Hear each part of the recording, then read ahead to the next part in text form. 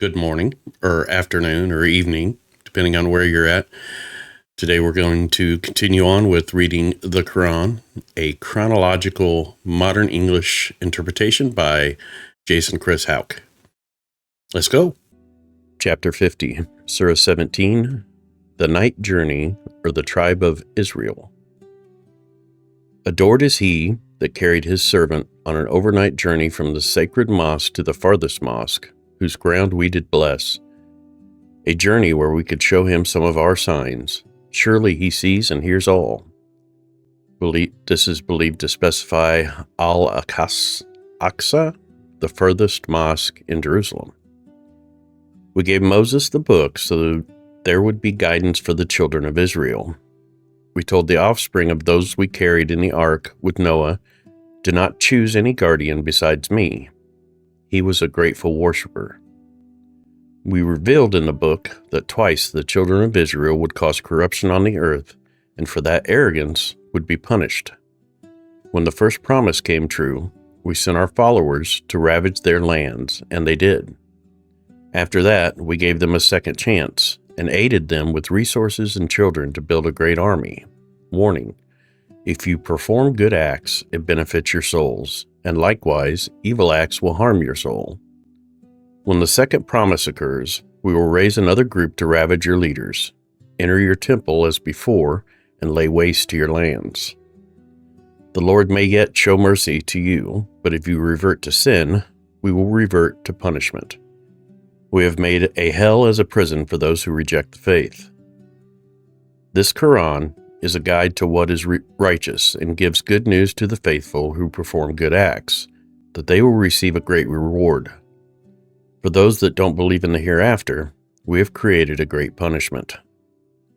Man is quick to pray for evil when he should be praying for good. The night and day are two of our signs. The sign of the night is unseen, but the sign of the day gives you sight, so you may seek grace from your Lord and compute the days and years. We have explained this in detail. We have affixed every man's deeds to his neck, and on Judgment Day we will open a book in front of him. Read your own recorded acts. Your own soul is a sufficient witness against you. Whoever is guided rightly benefits their own soul, and whoever goes astray only hurts their own soul. No man can bear the burden of another man. We do not punish any population unless we have sent them a messenger. And when we want to destroy a town, we first reveal a warning to the wealthy. And after they act unjustly, the warning is proved true. We utterly destroy them. How many generations have we destroyed since Noah's? God knows and sees every sin of his servants. For those who desire materials of this current life, we give the desired things to whomever we want as we please. But in the end, we also make a hell for them, where they will be rejected and condemned in the hereafter. For those who wish for things in the hereafter, attempt to do right, and have faith, we will give them favor. To both groups of people, we freely offer the bounty of the Lord.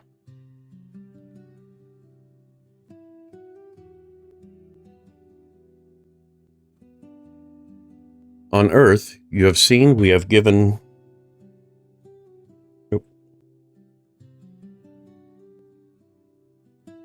On earth you have seen we have given more to some than others. In the hereafter there is strict ranking based on people's merit.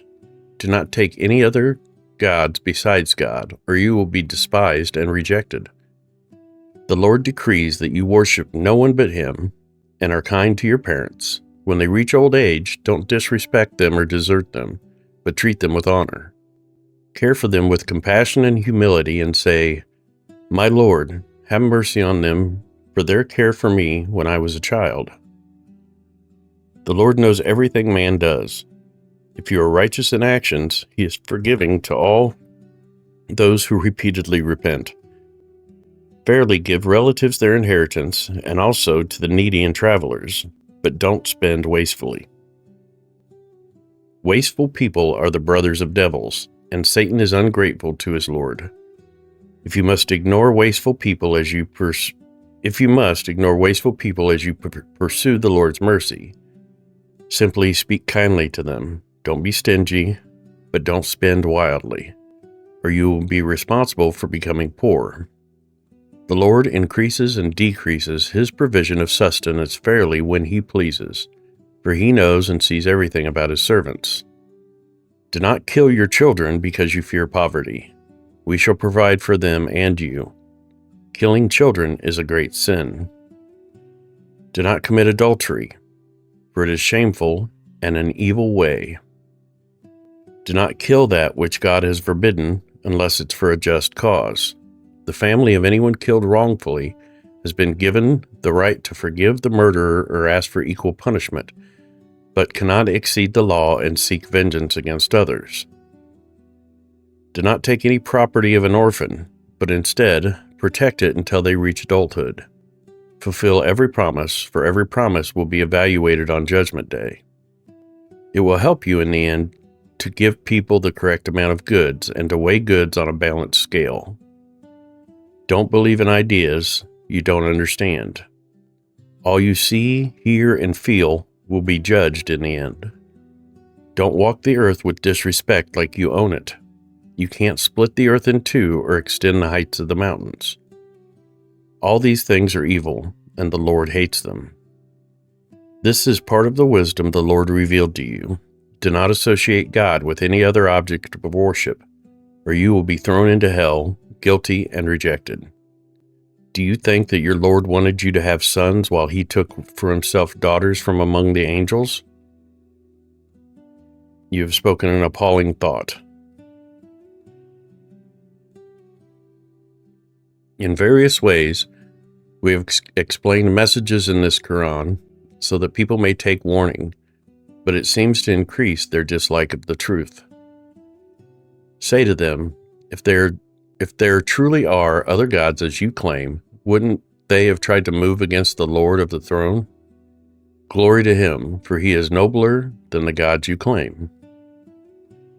Everything in the seven heavens and on earth declares the glory of him in praise.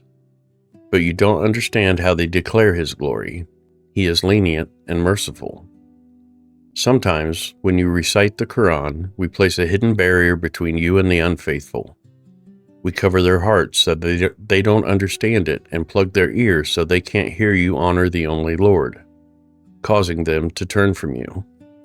We do this because we know best why men come to listen, when they come to listen, and when they talk secretly about you, saying, "My servant follows an insane person."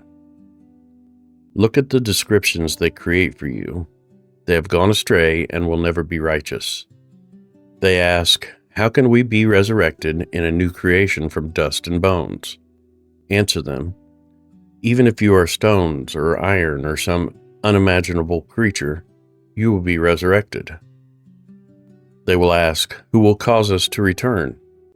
Answer them, he who first created you. They will then nod at you and ask, when will it happen? Say, maybe quite soon.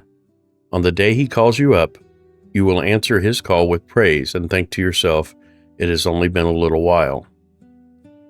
Tell my servants that they should only speak kind words, for Satan tries to create discord among men.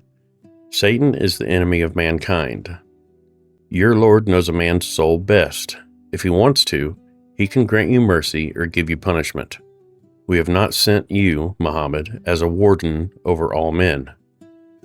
Your Lord knows the most about every high being in heaven and on earth. We did give some prophets more advantages than others. We gave the Psalms to David.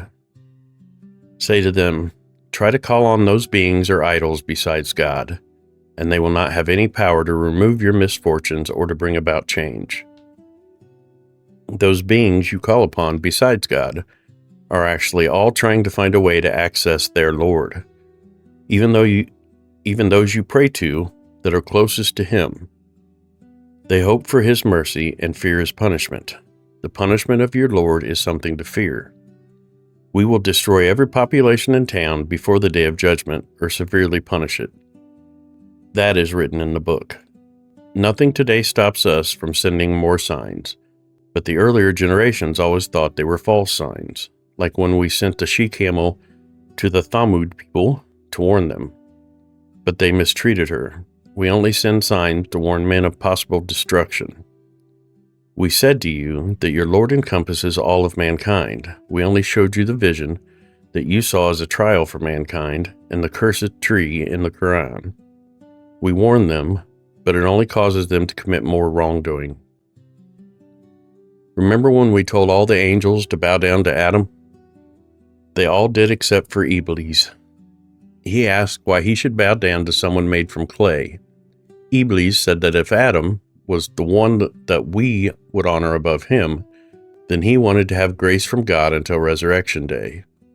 He vowed in that time period to bring all but a few of Adam's descendants under his sway.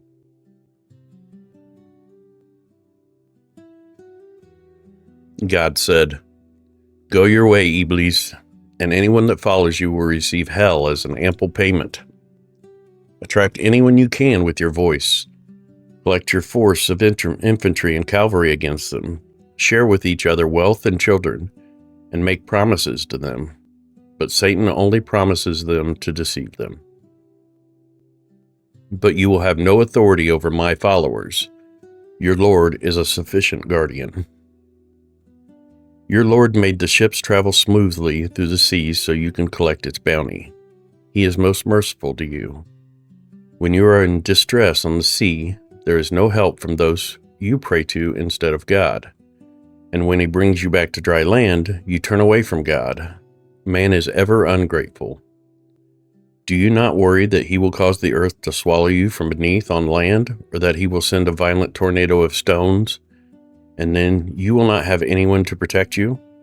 Or do you not worry that he will send you back out to the sea and then bring a heavy storm to drown you for your ingratitude? And you will not have anyone to protect you from us? We have honored the children of Adam, provided them safety across land and sea, given them good provisions, and given them more advantages than most of our creations.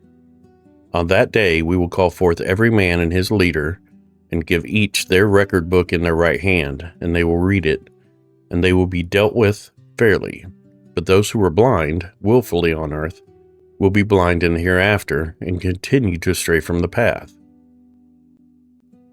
Their purpose was to tempt you away from our revelations, and to substitute our revelations with something you created, but pretending it is in our name.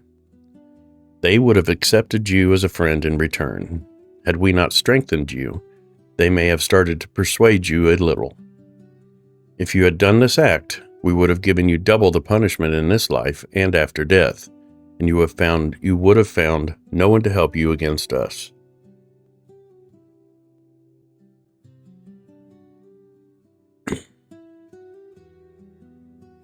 Their goal was to scare you from your lands. If you had left, they would have only dwelled there a short time after you.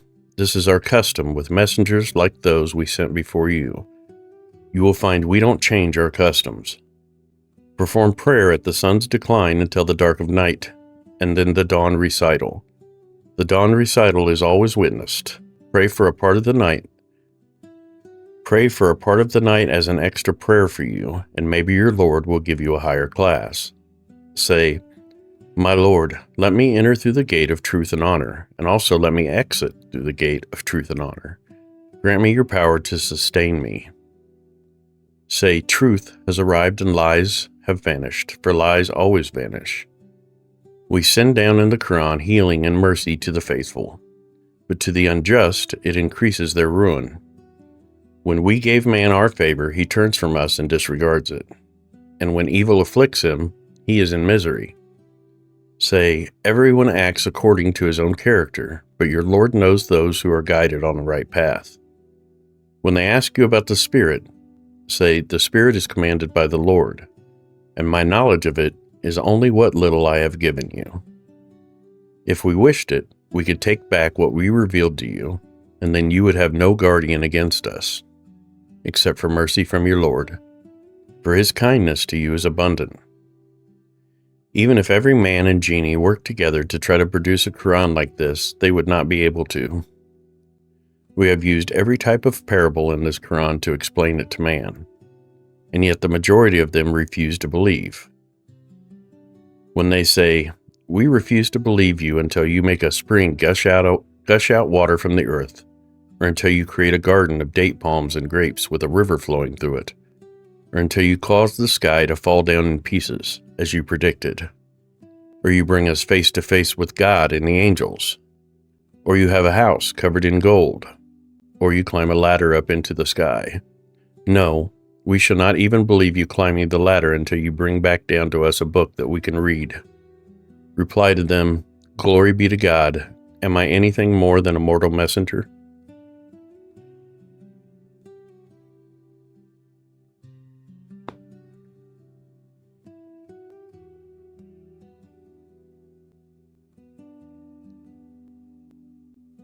What caused men to reject belief when guidance came to them was just the question, why has God only sent us a mortal to be his messenger?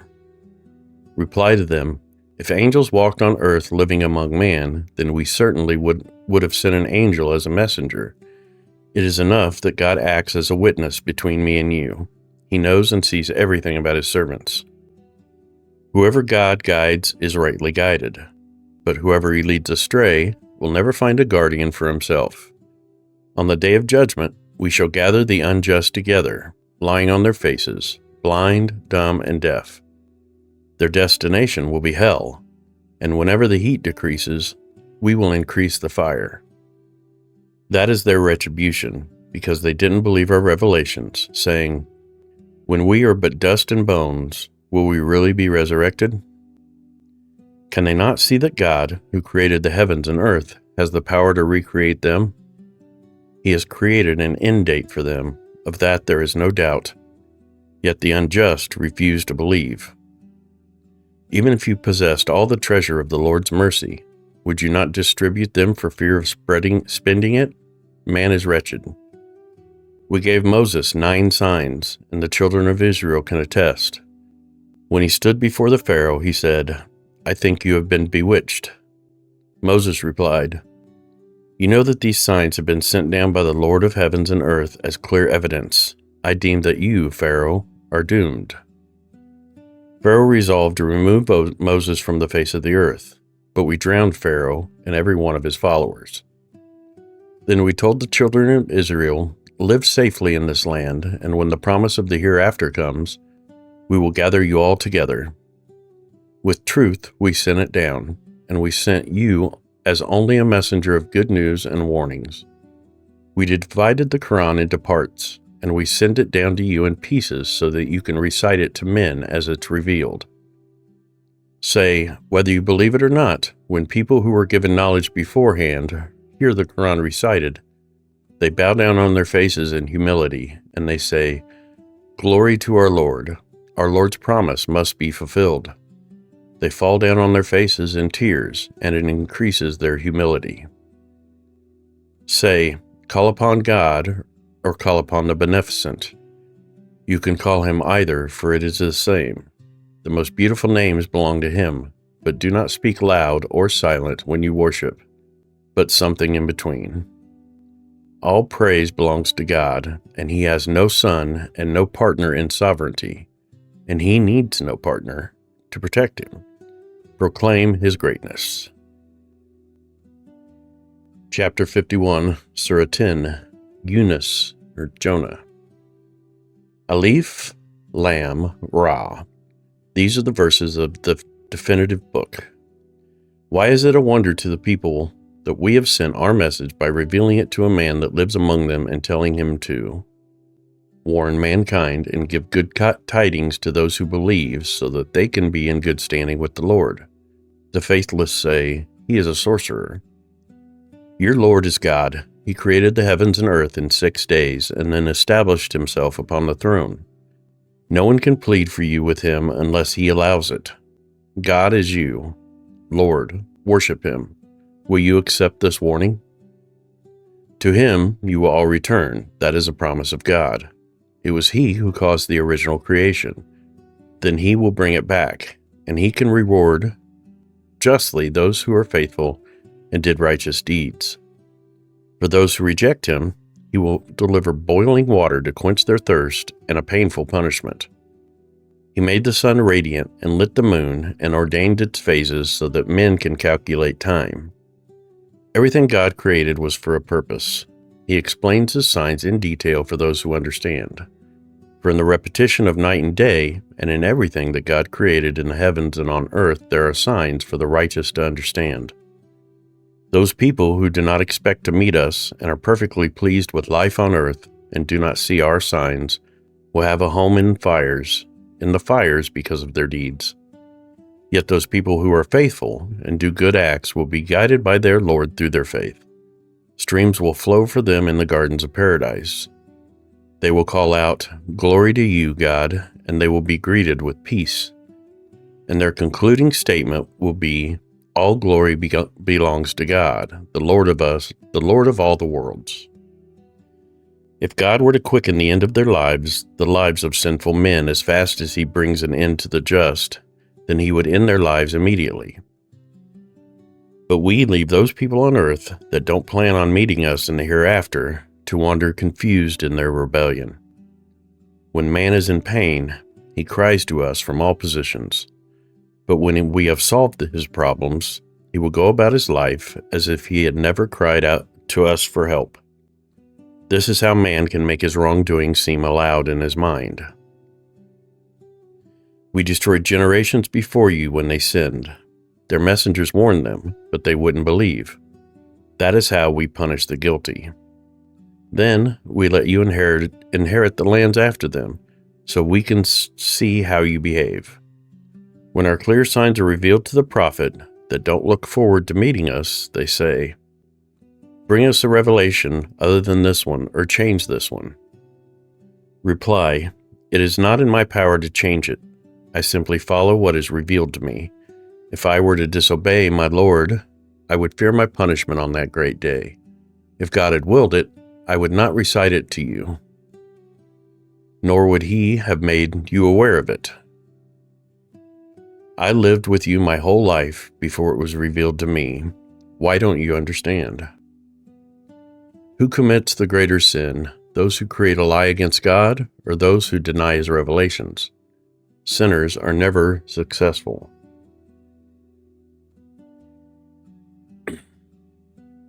When they worship things other than God, that can neither help them nor harm them, and they say, "These will be our negotiators with God."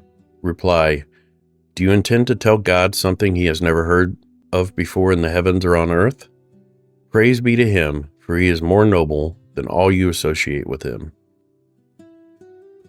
Mankind was once a single nation, but later it separated. If God had not previously commanded that they stay separate, they would have settled their differences by now. When they say, "Why didn't the Lord send us a sign?" Reply, "Only God knows the unknown, so let's wait together to find out." When we allow mankind to feel our mercy after they have suffered, they immediately start to plot against our signs. Say to them, "God can plot faster than all. Our messengers are recording all the plots mankind makes." He enables you to move across land and sea. You can board a ship and sail with fair winds and rejoice. When a storm strikes them with waves, and they think they will drown, they all call out to God in sincere prayer. If you save us from this, we will truly be grateful. But when he saves them, immediately they brazenly disobey again. Mankind, you rebel and stain your soul. Enjoy of this earth now, and in the end return to us. We will inform you of your actions. A parable of life in this world. It's like water which we rain down from the sky. It causes vegetation to grow, which provides food for men and beasts. When the earth wears this radiant ornament and is beautiful, men think they have power over it. We sent down our command, by night or day, and the earth is mown flat as if it had never flourished. We explain the signs for those who reflect. God calls you to the place of peace. He guides whomever he chooses on the right path. People who are virtuous will be rewarded, and then some. No shame or blackness will cover their faces. They are companions of the garden and will live there for eternity. Those who have committed evil acts will be rewarded with evil. Shame will cover their faces. No one will protect them from God. Their faces will be covered with a cloak as dark as night. They are companions of the fire and will endure it. On Judgment Day, when we gather everyone together, we shall tell the people who associated gods with us, "Stand back, both you and your supposed partner of God." Then we will separate them, and their supposed partner of God will say to them, "It was not us you worshipped, and because God is a sufficient witness between you and us, we were unaware that you were worshiping us." On Judgment Day, every soul shall learn of their deeds. They will be returned to God, their rightful Lord, and their false gods will fail them. Say, who gives you provision from the sky and earth? Who controls your hearing and vision? Who brings the dead back to life and death from the living? Who provides guidance? They will reply, God. Then say, will you be faithful to him? God is your true Lord. When you take away truth, you are left with error. So where are you being led? The word of your Lord is the truth against those who do wrong. They will not believe. Say, can any of those you associate with God cause creation and then repeat it? It is God who caused the Genesis and can reproduce it. How can you be misled? Say, can you ask those you associated with God for guidance towards truth? It is God who provides guidance towards truth. So isn't God more deserving of your faith than those you associate with God? What is the matter with the way you make decisions? Most of them follow assumptions, but assumptions won't protect them from the truth. God is aware of all they do. Only God could create this Quran. It is a confirmation of previous revelations and a more complete explanation of the book. It is, without a doubt, from the Lord of the worlds. When they say, he forged it, reply, bring me a chapter that is equal to this, and you can ask anyone besides God for help, if you are truthful. They will call you a liar if they can't comprehend the knowledge even before you have given them the explanation. Those generations before you also called messengers liars, and you can see what happened to those wrongdoers. Among the people, there are some who believe and some who do not. The Lord knows who the corrupt ones are. If they call you a liar, say, my deeds are mine, and yours are yours. I am responsible for my actions, and you are for yours. There are some people who will pretend to listen to you, but you can make the deaf hear, even though they won't understand. There are some people that will look toward you, but you can guide the blind, even if they won't see? God will not be unjust to mankind, but mankind will corrupt his own soul. On Judgment Day, he will gather all beings together, and it will seem to them like they had only been apart for a day, and they'll recognize each other. Surely those who denied they would ever meet him and rejected his guidance will perish. It doesn't matter if we show you something that we promised to them, or if we call you home before we show you. Mankind will return to us, and God is a witness to all of their acts. Every nation has sent a messenger, so that on the day of judgment they can be tried justly. When they ask, if you speak the truth, on what day will this threat happen? Reply, I have no power to harm or benefit myself like God does, so I can only do as God wishes. Every people, nation, has a limited term, and they can neither defer the date nor reach it faster. Further, say to them, you cannot avoid his punishment when he comes. It can happen any time, the night or day. So what is it about Judgment Day that you sinners would actually want to reach it faster? Right now, you wouldn't believe in the day unless it actually came to pass, right? You have already wished to speed its arrival by not believing in it.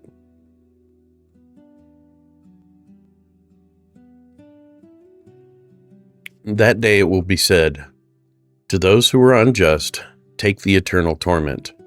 You will be paid for what you earned. They will ask you if it's true, so reply, yes, by my Lord it's the truth, and you cannot escape it. If every sinning soul were able to possess all the treasure on earth, they would try to buy their way out of judgment, and they will declare repentance when they see hell.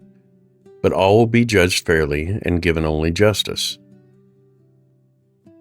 God owns everything in the heavens and on earth, so his promise must be true. But most of them do not understand. It is he that causes life and death, and you shall return to him. Mankind, God has sent you a warning and a cure for your souls and for those who are faithful, guidance and mercy. Say to them, let us rejoice in the grace and mercy of God. It is better than everything they hoard. Ask them, why have you made some of the sustenance God sent you lawful and some unlawful? Did God command you to do this, or have you created a false rule and attributed it to God? What do you think the penalty is on the day of judgment for people that invent a lie against God? Surely God is full of grace, but most men do not give thanks for it. God is witness to all conduct of business, every reading of the Quran, and every deed being carried out. Not even something as tiny as an atom in the heavens or earth is invisible to God. Everything great and small is recorded. Friends of God do not fear, nor do they grieve. They are faithful and righteous in the face of evil. For those friends, it's good news in this life and the hereafter. There can be no changing the words of God. It is a mighty triumph. Don't let their statements cause you grief. All the power and honor belongs to God, and he hears and knows everything they say. All the creatures in heaven and earth belong to God. So who are the partners of God that people worship? They're just a concoction, and they always lie. He gave you a night to rest in and a day so you could see. These are signs for people who would listen. They say, God has created a son. All glory be to him. He is self-sufficient. He owns the heavens and the earth. You have no authority to say he made a son. Do you dare tell God about something you don't really know? Reply, those who invent a lie concerning God will not succeed. They will only enjoy this world a little while, and to us they will return. Then we will give them a severe punishment for how they chose to defy God. Tell them the story of Noah. He told his people, if me being here and sharing the signs of God with you is offensive, then I put my trust in God. So hatch your plan and gather your men. If you have doubts, then attack me and give me no relief. But please remember, I haven't asked for any money, for God gives my reward, and I have been commanded to submit to God. They rejected him, but we saved him and those in the ark, and they inherited the earth. We drowned those who denied our revelations. See what happened to those who reject our signs? After Noah, we sent many messengers bringing signs to later generations, but they also rejected the revelations like the people before. That is why we mark the souls of sinners. After more messengers, we sent Moses and Aaron to the Pharaoh and his leaders with our signs. They too were arrogant and guilty. When they saw the truth in our signs, they said, "This is only magic." Moses asked them how they could deny the truth once it was shown to them. And then, is this magic? For magicians don't find salvation. Pharaoh questioned, "Have you two come to us to lead us from the faith of our ancestors, so that you too can become powerful in Egypt? We will not believe in you." Pharaoh called for his most skilled wizards to battle Moses. Upon arrival, Moses challenged them to cast their spells. Upon seeing their best, Moses said, "You have merely brought deceptions, and God will make your actions futile." God does not help the corrupt to prosper, and God will prove his truth by his words, even though the sinners will oppose him. At this point, only some of the children of Moses' people believed in his message, as the others were afraid of the tyrant Pharaoh and his likely persecution of them for being faithful. Moses told them, "My people, if you truly believe in God, then submit and put your trust in him." His people replied, "We do put our trust in God, but please, Lord, don't make us target for oppression. Please deliver us from the unfaithful by your mercy." We inspired Moses and Aaron by telling them, "Provide homes for your people in Egypt and turn them into a place of worship. Establish regular prayers and share the good word to the faithful." Then Moses prayed, "O Lord, you have given Pharaoh and his chiefs wealth and glory in this life, and with it they lead men from your righteous path. Please destroy their wealth and harden their hearts so they won't be faithful until they finally see their mortal doom. Your prayer has been accepted, so stand tall and follow the righteous path of the believer." We allowed the children of Israel to cross the sea, and when the Pharaoh followed them, we drowned him and his men. As he was drowning, Pharaoh said, "I believe there is no God besides the God of the children of Israel, and I am now one of those who submit to him." We said to him, "Of course now you submit, while before you were rebellious and corrupting. We will deliver your dead body from the sea to be assigned to all those who come after you. Unfortunately, most men don't heed our warnings." We brought the children of Israel to a bountiful place. They were united until we gave them knowledge, and they created schisms. Your Lord will judge them at the resurrection for the things they disagreed upon. If you doubt what we are revealing to you, then ask someone who has read the book. This is the truth from your Lord. So do not doubt it, nor reject the signs of God, or you will join those who will perish. If you doubt what we are revealing to you, then ask someone who has read the book, the Bible. This is the truth from your Lord. So do not doubt it or reject the signs of God. Interesting.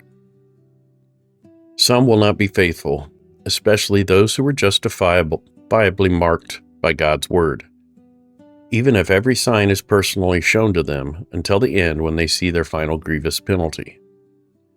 Why was it that only Jonah's community listened to our warnings? When they became faithful, we removed the disgrace they were living under and let them enjoy their lives for a while. If your Lord wished it, so all mankind would believe. Would you, Muhammad, force men to believe?